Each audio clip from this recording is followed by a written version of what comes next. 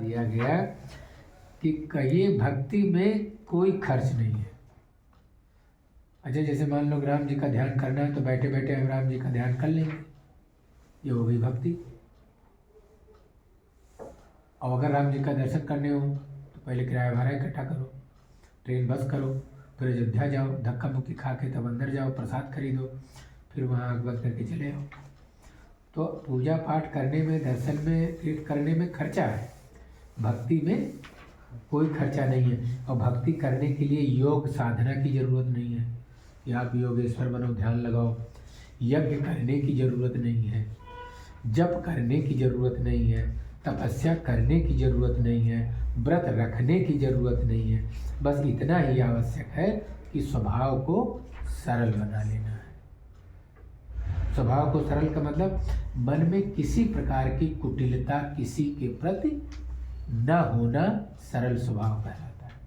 सरल माने सा रा ला, सा माने सीता, रा माने राम, ला माने लक्ष्मण।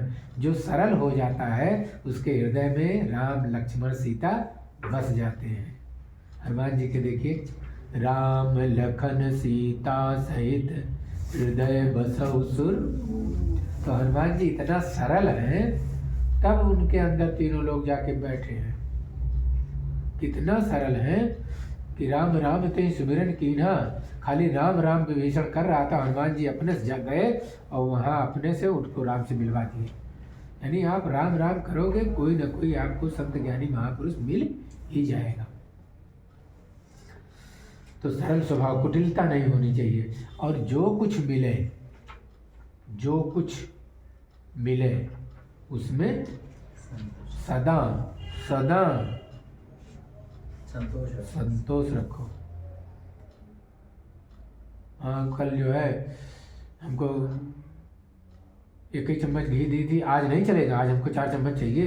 यानी कल का संतोष आज नहीं भूला है, कल की कोई कमी आज नहीं भूला है। यानी हमारे जीवन में कोई कमी, कोई घटना जो भी घटती रहती है, उठती चढ़ती उतरती रहती है, उन सब में हमको विचलित नहीं होना है। इसका नाम है संतोष।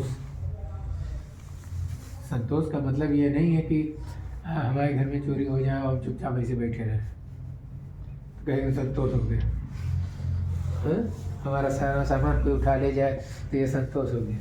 संतोष का मतलब ये है कि जाहि विधि रखी राहे राम ताहि विधि रहिए, और सीताराम सीताराम। जब आप सीताराम सीताराम करेंगे तो चोर भी आपका नहीं चुराएगा, वो चोर वाला काम खत्म। ये रामचरितमानस की किताब जब मंदिर के पट में रखी गई थी, तब इसको निकाल के फूंकने के लिए बड़ी उपाय लगाई थी लोगों ने, दुष्ट प्रवृत्ति के लोगों ने। तो मंदिर पर जब गए थे तो मैं बाहर जो है गेट पर राम लक्ष्मण स्वयं धनवाल ये जो है खड़े थे, पहरा दे रहे थे इसी शास्त्र की, रामचरितमानस की। तब चोर जब गए तो उनको देखे तो बस देख के बस सब सरल हो गए, एकदम सहज। प्रणाम किया, नमस्कार किया, कहाँ कैसे, कुछ नहीं ऐसे टहल रहे थे, चले आए थे। अच्छा ठीक है, बताओ नियत से आया था कि तोड़ ताड़ के अलग ले जाएंगे। राम को देखा, मन शुद्ध हो गया। मोह कपट छल छिद्र न भावा, निर्मल मन जन सो मोहि पावा। तो सरल स्वभाव ये है।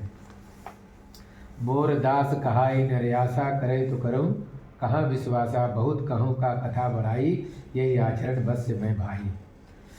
मेरा दास कहलाकर यदि कोई मनुष्यों की आशा करता है तो तुम ही कहो उसका क्या विश्वास है। अर्थात उसकी मुझ पर आस्था ही बहुत निर्बल है।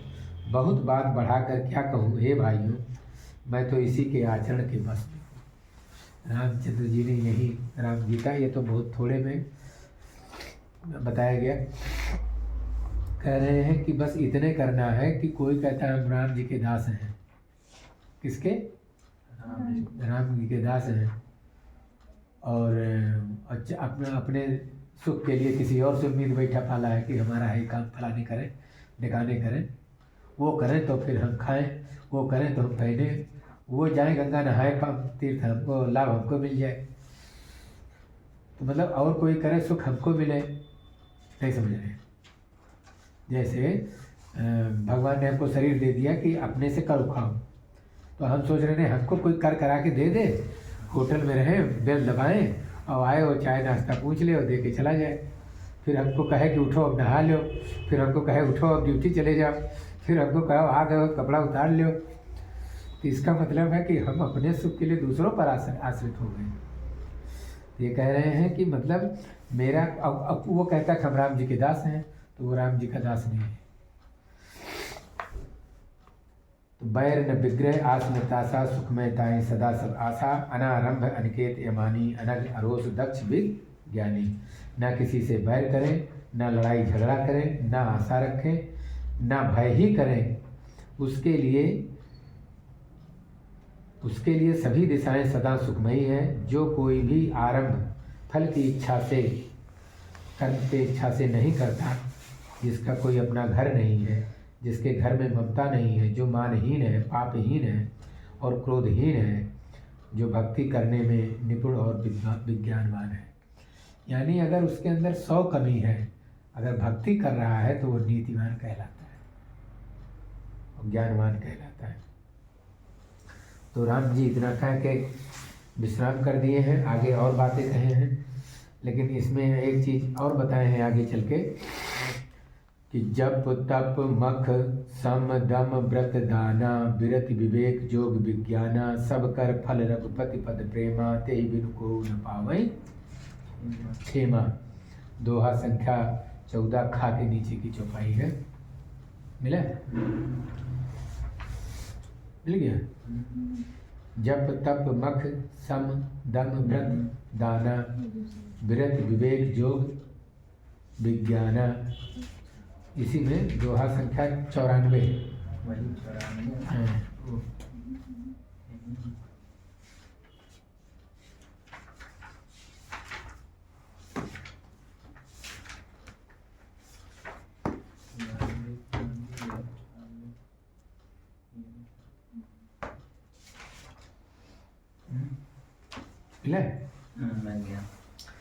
अनेक जप, अनेक जप, तप तपस्या, मख होम यज्ञ, सम माने होता है मन को बस में करना,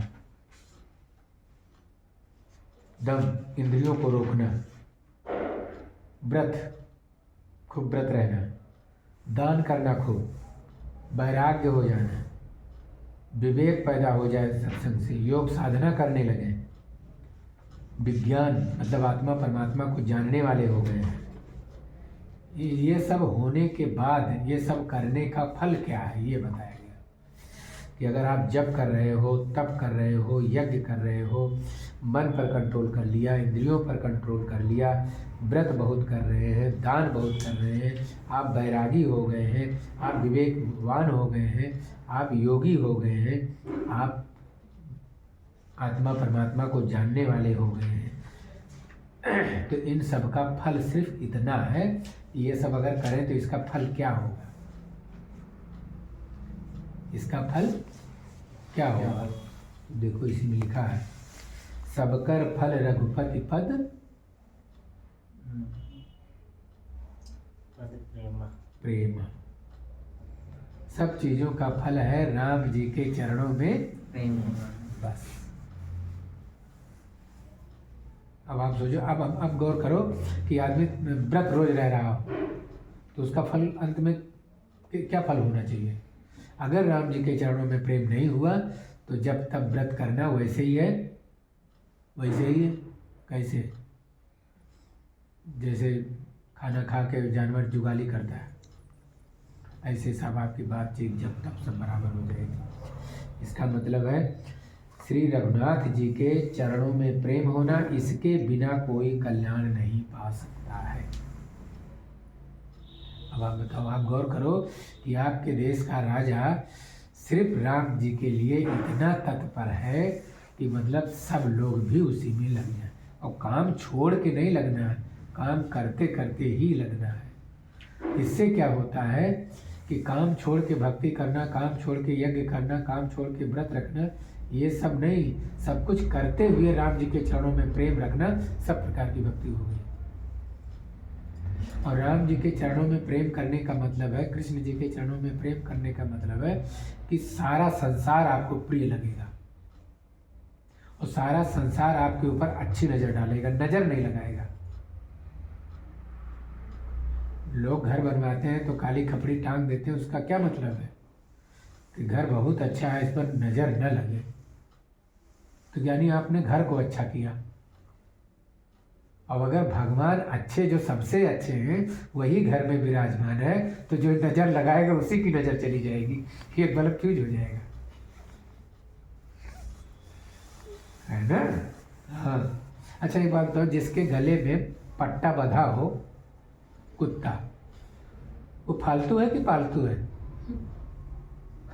पालतू।